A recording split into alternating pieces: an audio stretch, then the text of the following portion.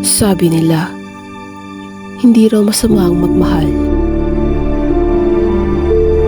Ang pagmamahalan ay nararamdaman ng dalawang taong kayang tanggapin kung sino sila. Ngunit, kaya rin ba tanggapin ng iba?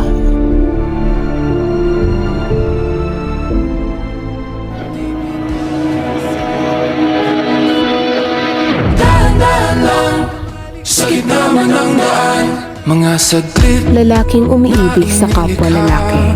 Kakaibang tama. Babae na umiibig sa kapwa babae. Sinag sa'yong kutis na kayo manggiyosan ba ako dinadala?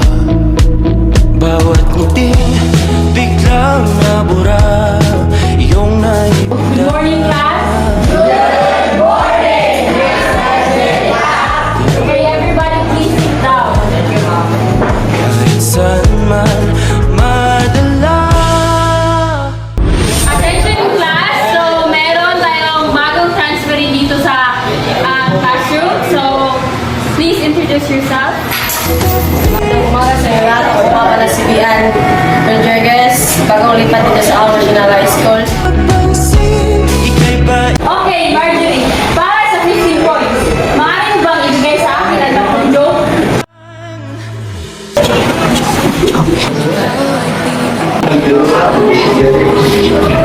Joke, joke, joke! Yay!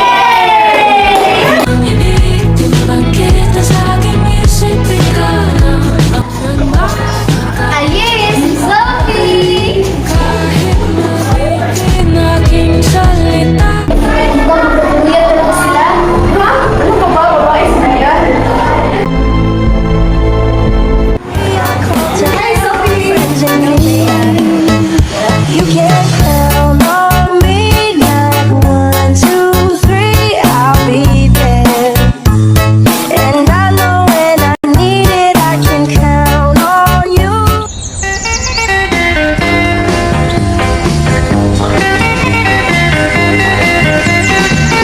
Hey, hey, hey, lover. You don't have to be a star. Hey, hey, hey, lover.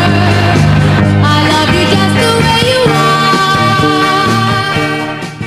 Our love is just the same in a portrait of pain. Just give me true love and understanding. Magandang umaga, ma. Paano po niya? Oh, sino yung kasama mo? Kaibigan mo ba yan? Hindi ko po siya kaibigan, ma. Kasi boyfriend po siya. Hindi ba kayo natatakot sa Diyos? Please, tita, huwag niyo pong gamitin yung pangalan ng Diyos. Kung ayaw niyo po sa amin, maghihiwalay na lang kami. Oo, wala mong iwalay. Hey, hey, lover. You don't have to be a king.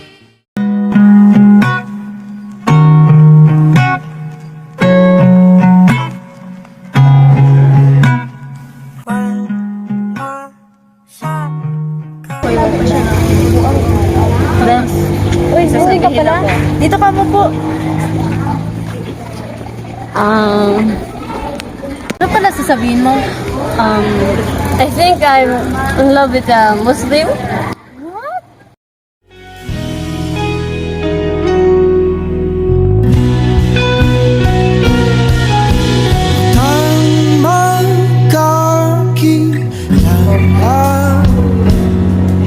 Ginoong Alpahad, tinatanggap mo ba si Miss Vivory upang maging iyong kabiyak sa buhay?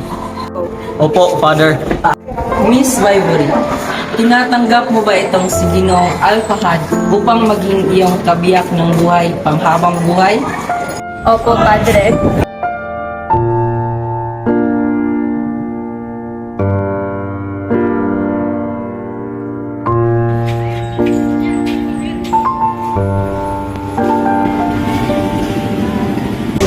Dalhin ko na si Vivory sa Mindanao. Talo na kami magsasama. Sumama si Vivory sa kanyang asawang Muslim sa Mindanao. Ilang taon pa ang nakalilipas.